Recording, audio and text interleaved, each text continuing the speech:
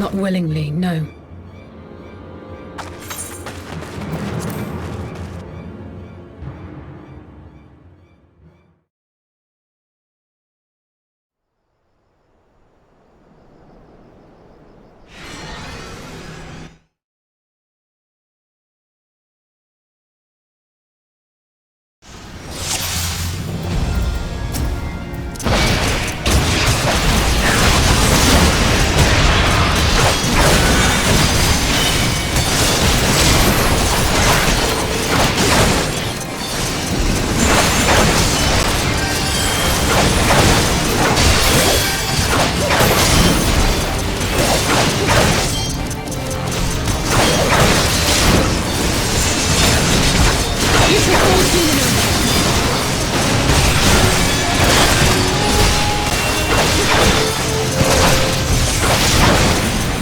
There's no escape!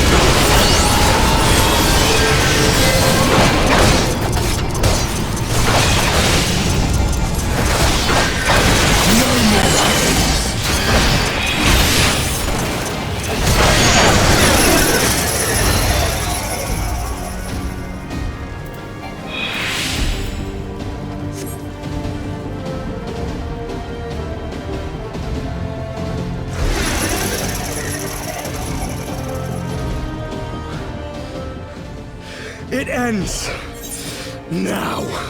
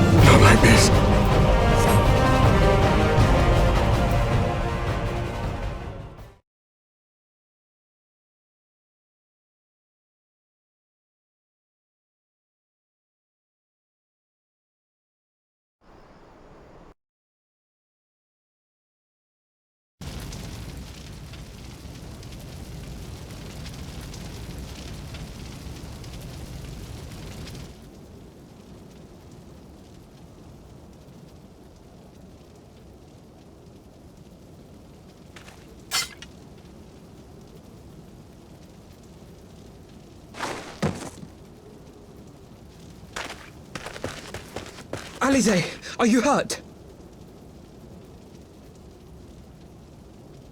A touch dizzy, but otherwise fine.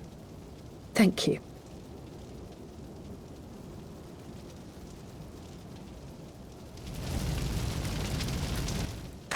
And there you have it. Our friend is too stubborn to die.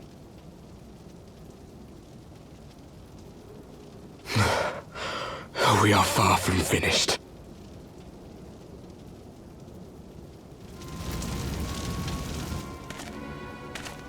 Or have you never considered how we came to this world?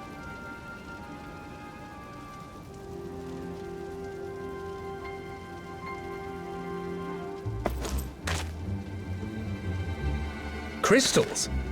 You mean, like the Ascians? Just so. As the Ascians flee unto the rift twixt plains with crystals of darkness, so did these warriors come hither with crystals of light.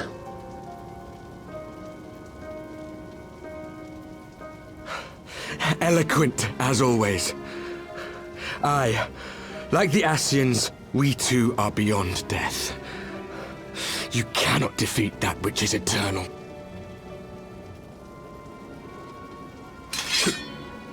Wait!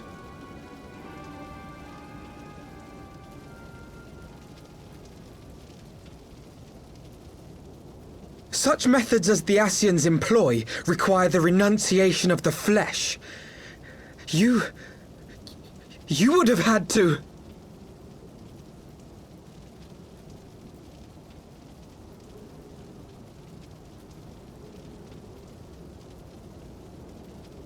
At long last, you see.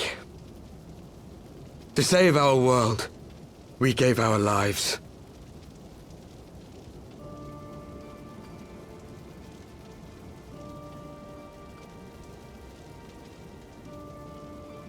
We were just adventurers trying to make our way. An odd job here, a favor there. We never aspired to be warriors of light. But word of our deeds spread, and soon people were calling us heroes. They placed their hopes and dreams on our shoulders and bid us fight for all that was good and right.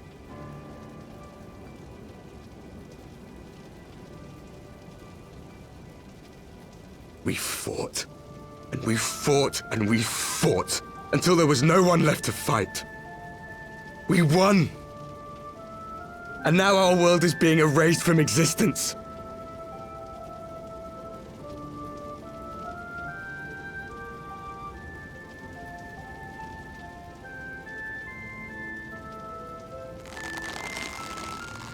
We did everything right. Everything that was asked of us, and still it came to this. You of all people should understand. We will not falter. We brought our world to the brink of destruction, and now we must save it.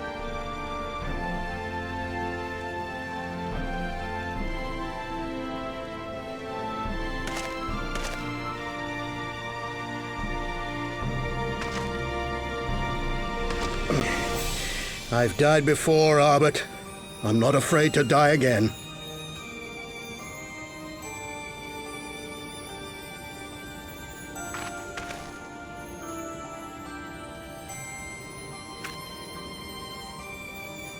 No matter how many times we fall, we must rise and carry on the fight for those we left behind.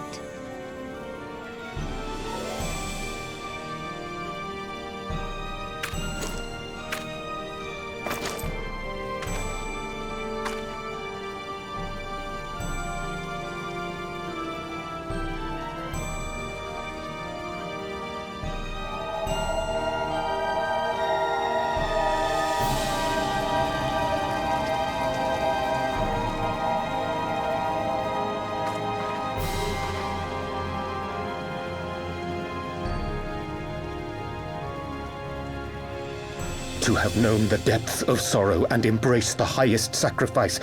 Nonetheless, Master Louis Sois, guide my hand, I pray you, as fate's thread spinneth upon this most capricious spindle. Quickly! thou must needs invoke the power of thy crystal.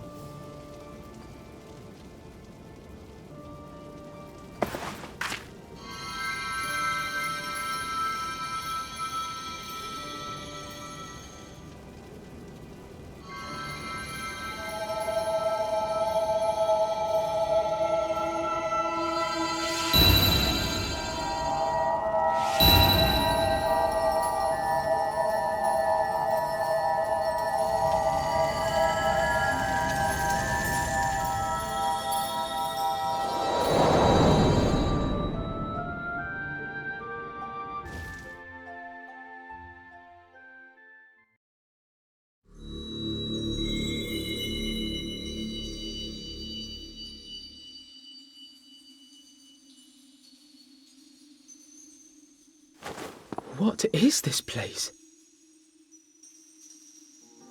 Such pain. Such sorrow. Oh, my dear children. It can't be. Mother Heidelin, hearken unto your children's plea. From two worlds do we gather, and from two worlds do we offer a bounty of light. In this desperate hour we do beseech your intercession. We beg an audience with the word of the Mother, with your chosen Minfilia.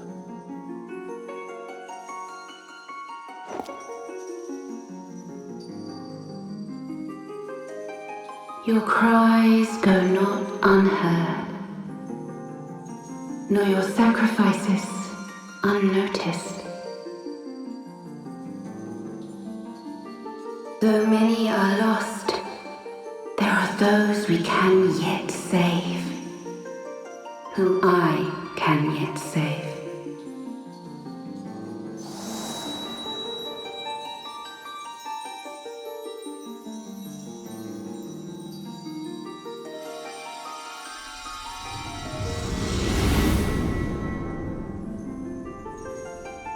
Minfilia.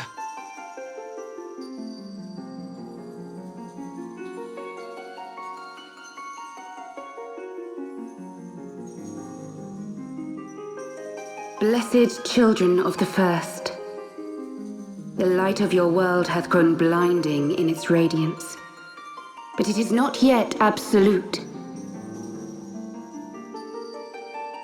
I will hie me to your world, and there take unto myself the light which riseth even now to drown it, as darkness once did drown another. Now you deign to answer our prayers? I will suffer this farce no longer!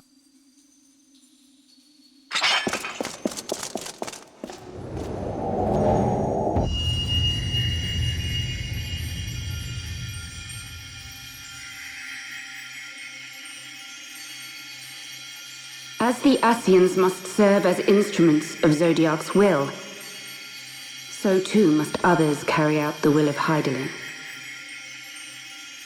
But for the boon you have granted her, she has grown strong enough to set me free, that I might serve as her emissary. Your suffering, your sacrifice, your supplications, she has heard all. We will not let the first fall to light.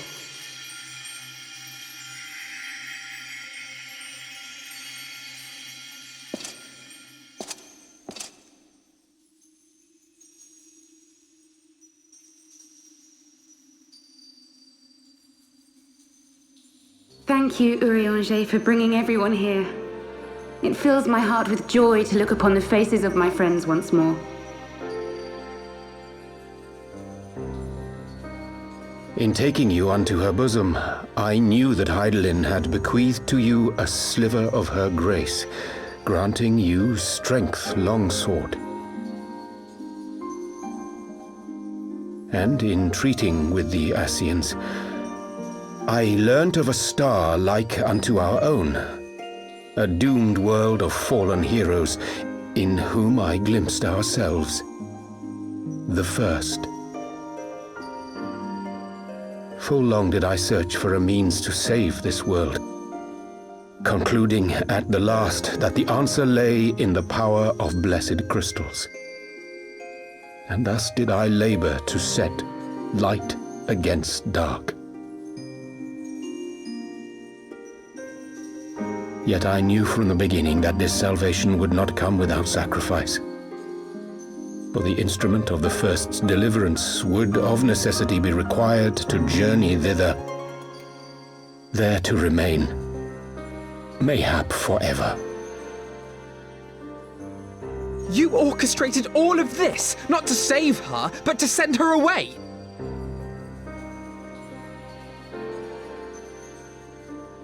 One life for one world. Such was the bargain, and you the coin, though it were not mine to spend.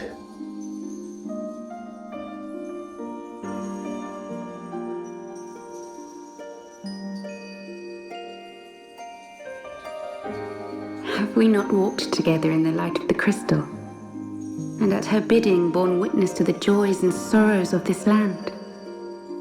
Each and every one of you knows my heart. If this be the price I must pay, I pay it gladly. You would go alone, then?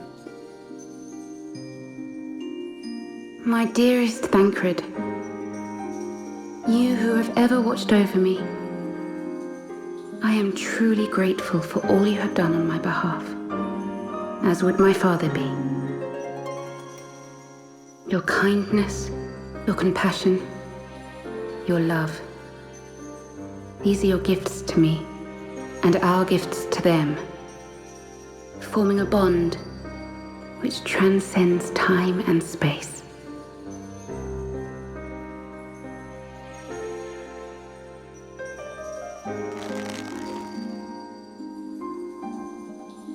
Sometimes I forget you are not the child I once knew. Make me proud.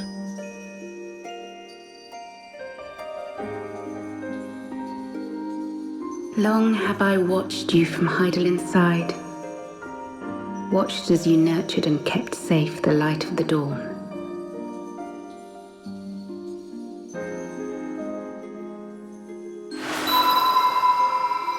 The dark recesses of the world hide untold secrets and dangers.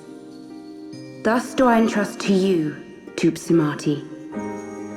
I pray you, keep to the path that you may never have need of it.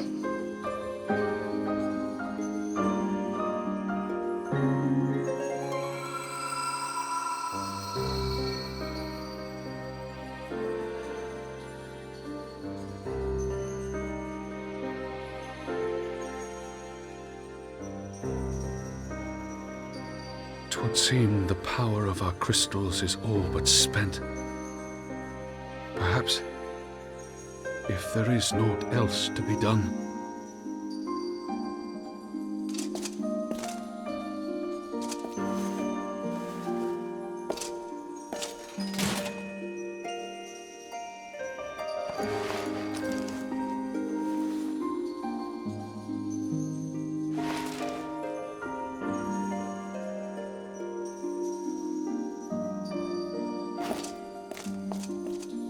Hear me, servant of Heidelin. If you would have us place our trust in you, then I would ask a favor. Take us with you. Take us home.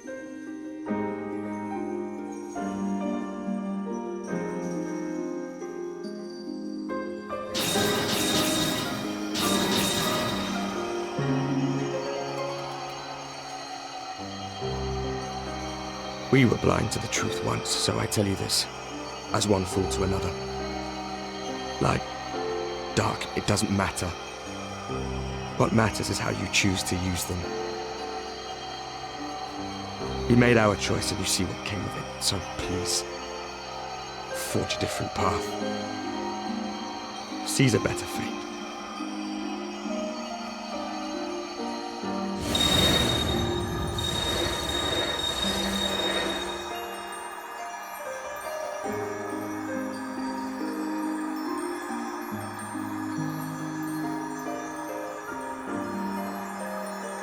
'Tis a strange feeling.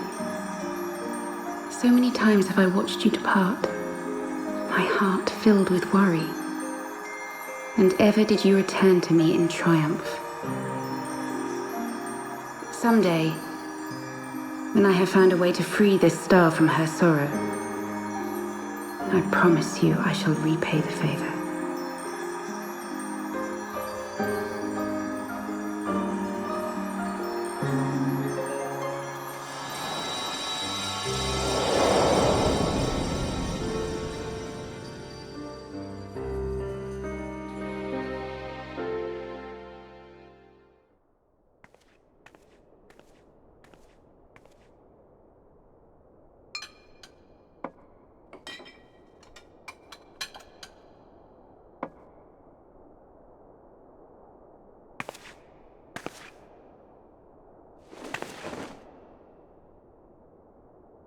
Thank you, Lemmy, for everything.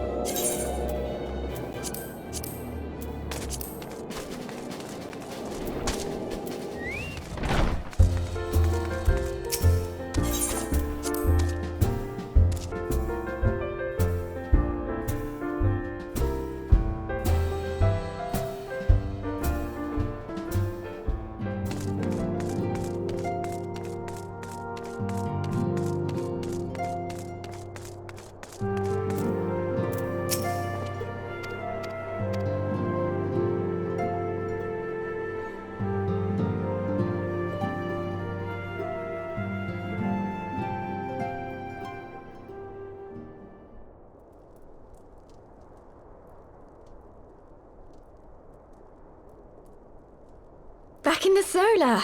It's been too long since we were all together like this. Not since after Moonbreeder. Much has changed since then. We ourselves, most of all.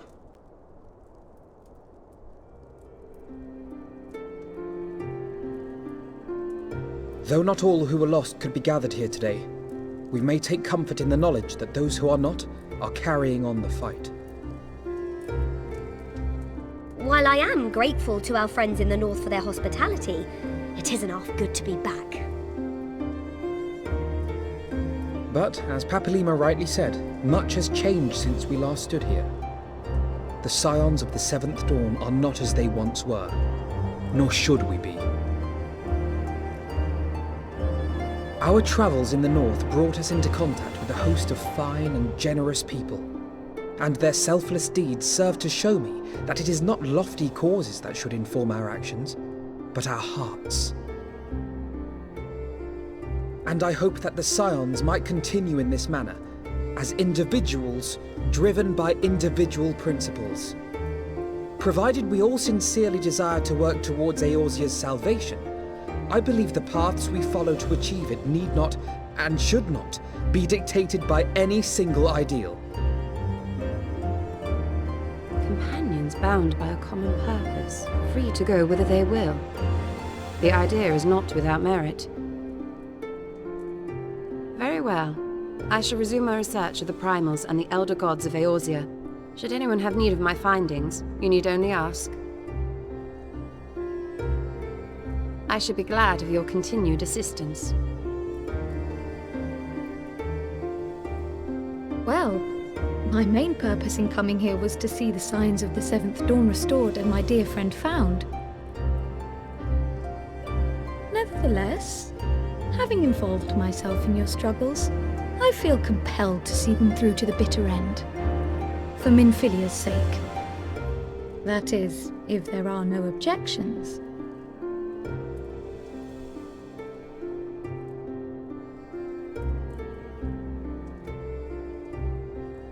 You will always be welcome here, Kryl.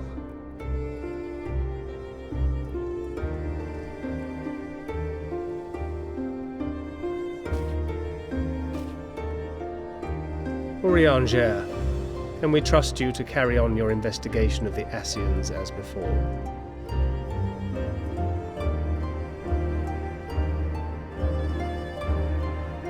Regardless of mine own desires, I am undeserving of your trust, having so villainously deceived you all. Now, I'll hear no more of that. 'Twould be disrespectful of Minfilia's wishes. She entrusted matters here to us, that we might protect this star and understand the truth which hides at her heart. Mayhap I can handle the former, but I think you far better suited to the latter. No?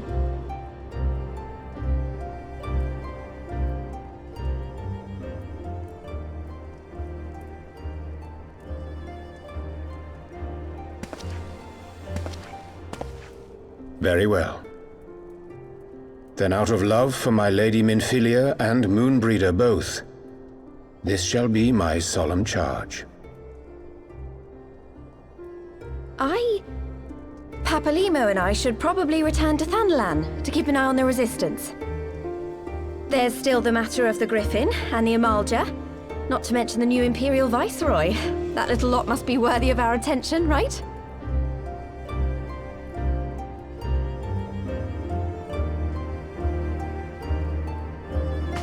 And what will you do, Alize? You know I have no great love for organizations and formalities.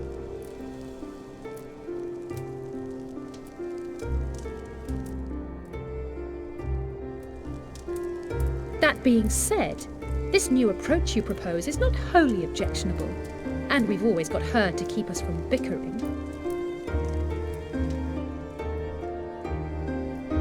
But I will suffer no titles. I am not here for House Leveilleux, nor to walk in Grandfather's shadow. Upon that point, we see eye to eye. If it please you, you may think of me as but another comrade in arms.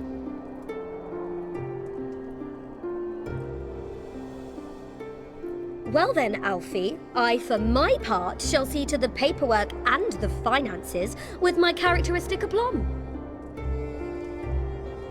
I would not have it any other way, Tataru. And we mustn't forget you. What now for the Warrior of Light?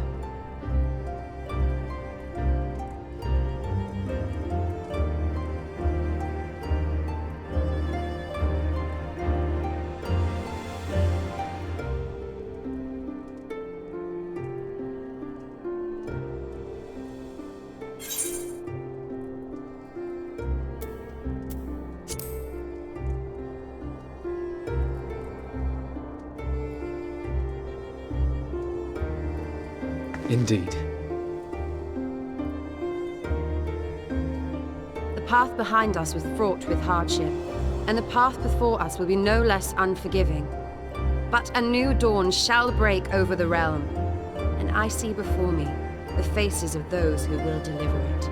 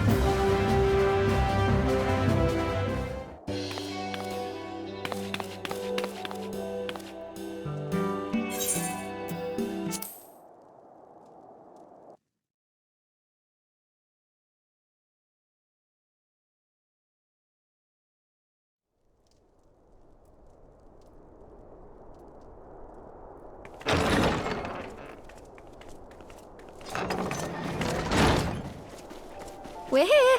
Did we miss anything? We would not presume to begin without you, Ida. Urianger has returned to the Waking Sands, but everyone else is now present. Yes, but for what exactly? We all have duties to attend to, Alphino, so you may dispense with the preamble. Thank you, Elisée. It is the very subject of those duties which compelled me to call this gathering. Though the Warriors of Darkness no longer pose a threat, Eorzea's many troubles demand no less of our attention. And while I stand by the decision to approach each task as we see fit, I fear our effectiveness will ultimately be diminished should we continue to act in ignorance of each other's efforts. Thus, I propose we elect a successor to Minfilia. Not to serve as a fully fledged antecedent, perhaps, but as a coordinator of operations. Is that all? Oh, then the decision seems clear.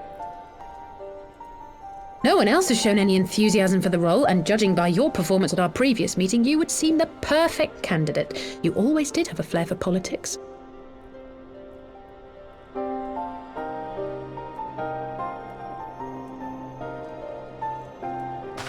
I did not mean to... That was not my intention. As my tenure as commander of the Crystal Braves comprehensively demonstrated, I lack the qualities required for such an office. I would much prefer to remain as I am now, a soldier in the field, so to speak. Should none of our numbers step forward, must we then constrain some unwilling candidate to take up the position? Well, based on merit alone, a certain adventurer would be my choice. Though I concede she might struggle to balance her new responsibilities with, let me see, slaying primals, thwarting legatuses, and feeding the orphan poor. Thancred makes a good point. Any who would wear such a mantle would be bound by its obligations. Have we not become sufficiently familiar with each other's methods to act without an overseer? At present, I see no cause to so willingly limit one of our number. Oh my goodness! Help! I need some help here!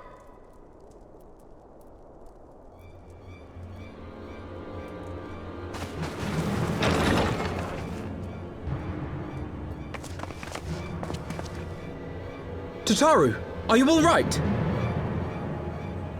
Me? I'm fine. It's this poor girl who just staggered in and collapsed on the floor that I'm worried about. Narco! God, how did... Yashola! Please, you have to help her. Kral, a hand if you would. Let us see about closing these wounds.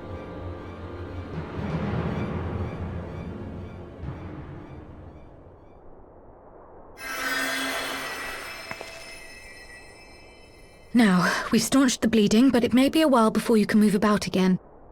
Though having seen your wounds, I'm surprised you are still moving at all. Thank you. My message. It was too important to delay. I took the shortest route I could, though I knew it was more heavily patrolled. As you can see, my efforts at evasion were not entirely successful. Honestly, you're too brave for your own good. What was so urgent that you needed to fight half the Empire to get here? You could have been killed. I'm sorry, Ida. I had good reason. But I imagine your friends are wondering who this bloody mess of a Mikote is. My name is Minago, and I belong to the Alamegan Resistance. I came to warn Ida and Papalimo about one of our leaders. A man who calls himself the Griffin. He's always been dangerous, but he's planning something new. Something reckless. The Griffin, you say? I've heard the name. Rumor has it your man is eager to test his claws. Aye, and on no easy target. He means to assault Belsar's wall from the Alamegan side. But what does the Griffin possibly hope to gain from such an attack? From what I understand, he wants the fires of war to spread to Eorzea.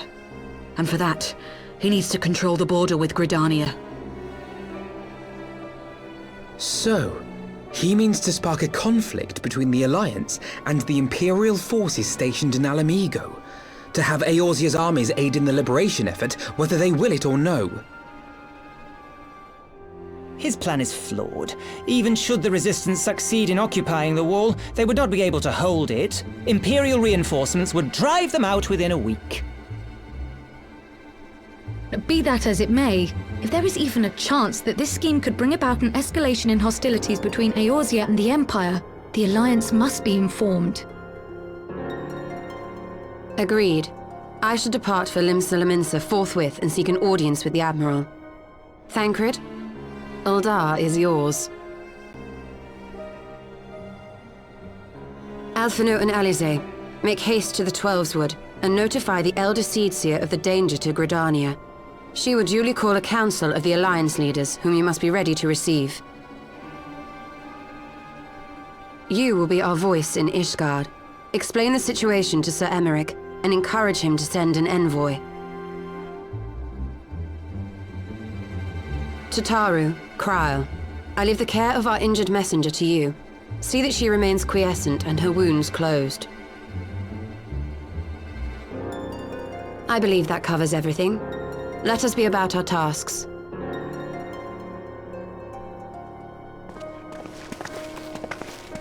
I suspect the ill tidings from Girabania will be held as a turning point. The beginning to a bloody end. The business of war was ever conducted with the coin of self-sacrifice.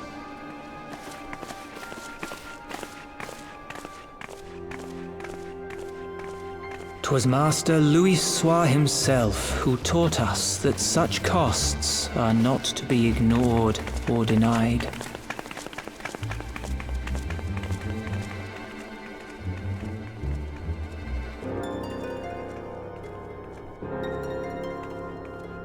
And so, I shall embrace them. When the time comes, I will make my choice, as you will yours.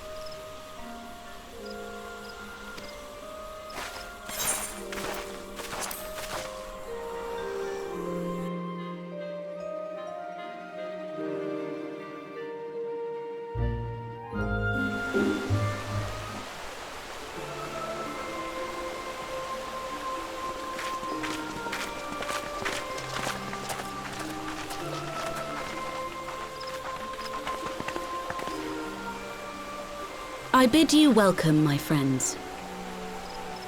As you will by now be aware, the Scions of the Seventh Dawn have come into possession of certain intelligence concerning recent developments in the region of Gyr Abania. It springs, I am assured, from an unimpeachable source. Is that not so, Master Alphino? Indeed, Elder Seegseer.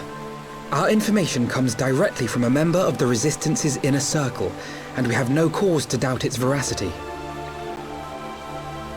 This griffin of theirs is a fool if he thinks he can hold Belsar's wall against the Empire. When the Imperials move to take it back, they will come in force, and the resulting fighting is all but certain to spill over into the Black Shroud. At the Battle of Cartano, the combined might of 3 grand companies labored to contend with the remnants of but a single Imperial legion. Alone, Gridania would be hard-pressed indeed to hold back the tide, should the Garleans turn their minds from reclamation to invasion.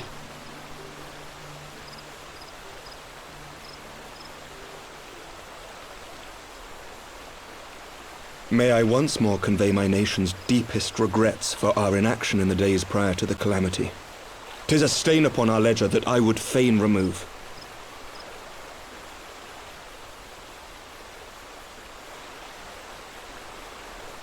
Elder Seegseer, I do hereby request leave to deploy a defensive force within the borders of Gridania. Ishgard's return to the Alliance shall be honored by more than mere ink upon parchment. The Doman people, too, would join any effort that weakens our common foe. We are few, but our most seasoned shinobi are at your disposal. On behalf of my people, I offer you my humble thanks. Gridania welcomes your assistance. It is time we set our contingency plans in motion. Is the Alliance agreed?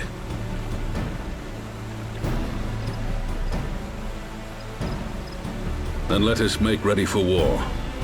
Victory favors the swift, and there is much to be done.